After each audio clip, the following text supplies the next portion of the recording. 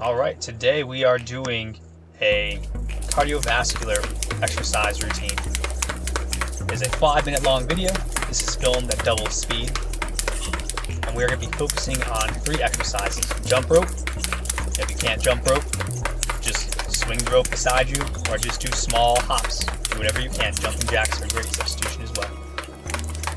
Slam balls, the orange and black bouncy medicine ball, and kettlebell swing variations. We're still finishing up this jump rope, getting a nice little warm up going before we about to switch to slam balls. Here we are moving on to our slam balls. For this exercise, I'm going overhead and bringing the ball down for a strong bounce between my feet. As I extend overhead, I want to gently arch my back, make myself nice and tall. And as I slam the ball forward, I want to act like I'm doing a crunch. I want to get my whole abdominal section really engaged, powerful. The back of the shoulder blades should help drive down as well. Adding in some variety here, going side to side, is a great idea. Transitioning into the kettlebell swing. We're going to start with a traditional swing. Start with your feet about hip width apart, maybe a little bit farther. And we're going to hinge at the hips, drive through the legs, and bring this kettlebell up to about head height, face height. This is a leg-driven exercise. You want to hinge, bend the knees slightly, and then push up with your feet as if you were going to jump up into the air.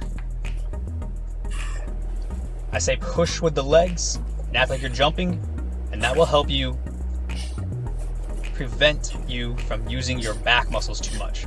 You can't jump by throwing your back into the air, but you can jump by pressing into the ground. Adding some variety, side to side.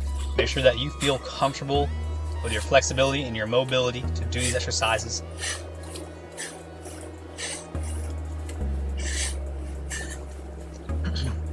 And with that kettlebell swing, we finish off our first round of all 3 exercises.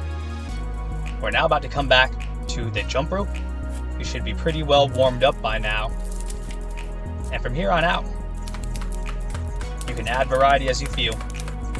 The main goal here is cardiovascular exercise. We want to get that heart rate elevated up to 60% of your maximum heart rate.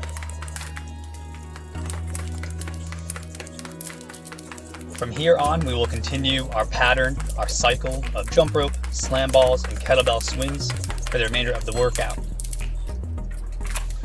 Watch the screen, switch with me as I go. Rest if needed, but remember we're trying to ultimately keep that heart rate up to 60% of your maximum heart rate for an extended period of time.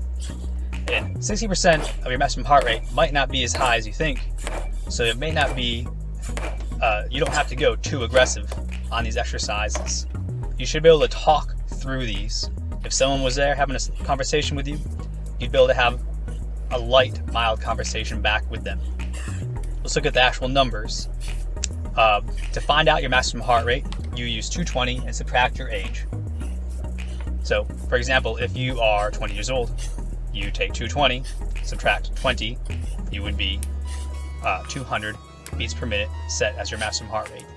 If you were 19, it'd be 201, 18, 202, 17, 203, and going on the flip side of it, 21, 199, 22, 198 beats per minute. So continuing further to find 60% of our maximum heart rate, we would use our maximum heart rate that we just found out. Let's use 200 for an easy example. If you were 20 years old, maximum heart rate is 200. 60% of 200, 0.6 times your maximum heart rate of 200, gives you 120. That would be your range, your minimum range for beats per minute for a cardiovascular exercise routine. 120 beats per minute. Get it up there with a nice warm up. Keep it up there for 10 plus minutes, and then bring it on back down nice and smooth and slow. That finishes off the workout. Watch it again if you're feeling good. and get that 10-minute workout in.